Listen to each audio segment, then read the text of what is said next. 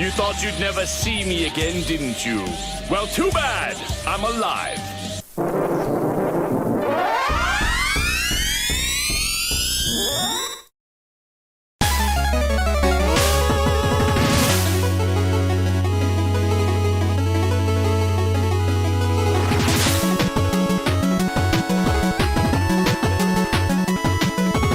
The one element in Skullgirls mobile that holds the most weight is without a doubt the variants. These even out with base stats as the most relevant aspect for what to look for, each of these two having a total 40% of importance, while the remaining 20% is left on the character and its moveset. The greatest discussion in forums is what is hot shit and what's dog shit, spawning several tier lists and videos reviewing either a few or several. And that's exactly what I'm gonna do here, review all of the currently available variants in the game. I'll be rating them with a 1 to 5 star rating, 1 symbolizing really bad to unusable, and 5 to meta variant and must have on most occasions. Lastly, this will be the order of the characters I'll do reviews of their variants, which is largely based on their original release date. With all this, let's get started with Filia. Filia excels on two specific fields, speed and bleed stacking.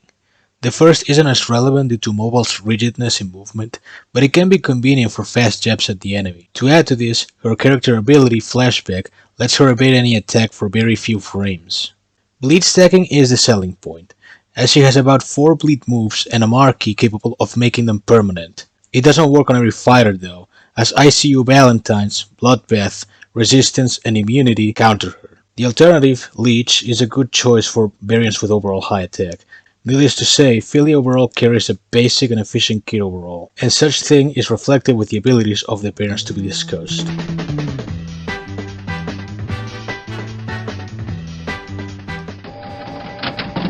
Simplicity is the best way to describe Bad Hair Day. Her SA1 is an extension of her moveset, therefore it has already established positives and negatives of bleed.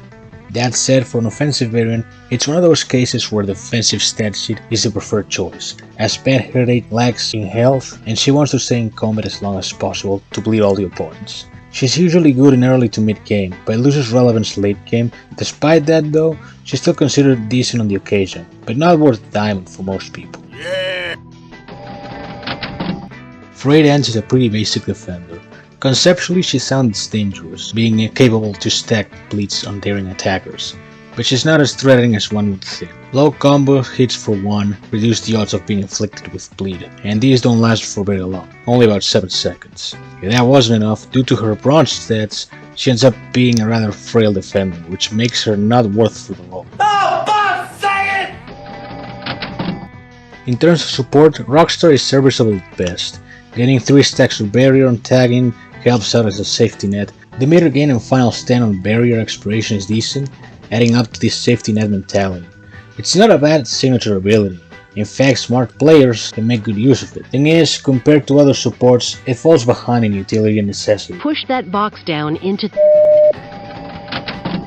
Bad Ms Frosty has one primary niche, Frost Armor / Dark Knot count.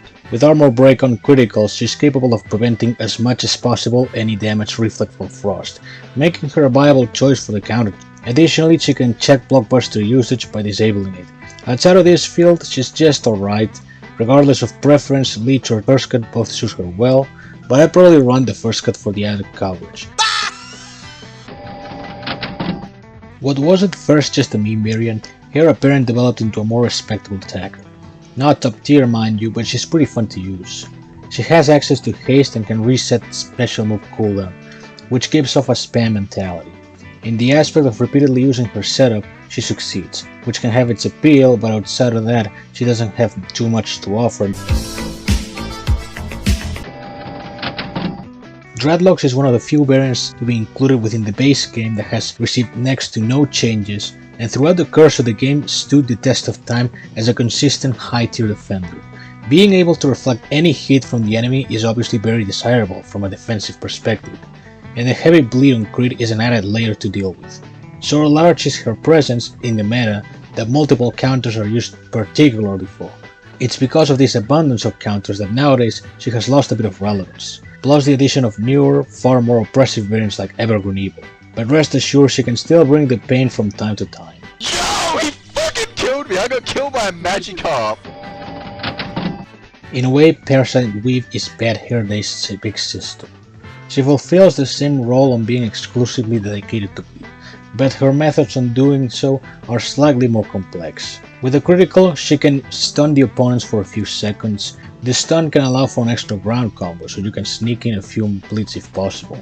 Depending on your outlook, you may prefer Parasite with her slightly higher stats, or Bad Hair Day with a much simpler essay, but in the end they fill the same role. It's been done. I talked a bit about Filia's evasion character ability in the intro, and Windswept is the first to have an essay based around. Evading a hit will grant haste and enrage, and you have 50% odds of automatically dodging projectile, making her a good Peacock, Squiggly, and Robo Fortune semi-counter. Good skill, timing, and visualizing attacks is the key for succeeding with Windswept, which may be a turn-off for some people, but overall that doesn't make her necessarily a bad character. Why are you locked in the bathroom? Idle Threat is, to be honest, mediocre at best. If she evades a hit, she gains Final Stand and armor, which in Rifts, combined with Great Escape and Frost Armor, can make a pretty tough combination. Unfortunately, she doesn't have defensive stats to back this up.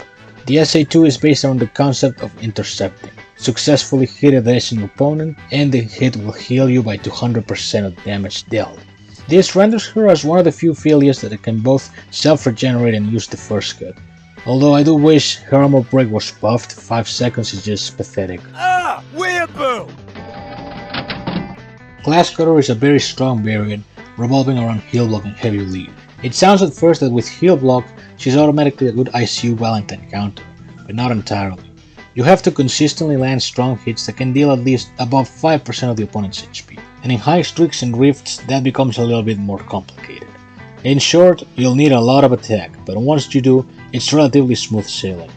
Additionally, she has 10% chance to land unblockables with special moves and blockbusters. It sounds useful, but it's best not to aim for it too often, as failing to do so can leave you open. It can add pressure when class is built defensively though. Overall, for sheer strength and bleed duties, you can't go wrong with class. Weeaboo! Weeaboo! Weeaboo! Weeaboo! If Glass Cutter is the bleed expert, Djinn Frizz then is the raw offense behemoth. With the second highest base attack in the game, she easily beats down several defenders with little effort. Her signature ability grants her 3 random 5-second buffs every 10 seconds. They can be potential lifesavers since Invincibility and Final Stand are actually gonna be in the buff pool. But the best part is that when using a Blockbuster, she can turn them into permanent enrage, and with her already massive attack, it practically becomes overkill. Couple that with the recovery from Leech and meter check from Blowout, and you have yourself an extremely desirable diamond variant.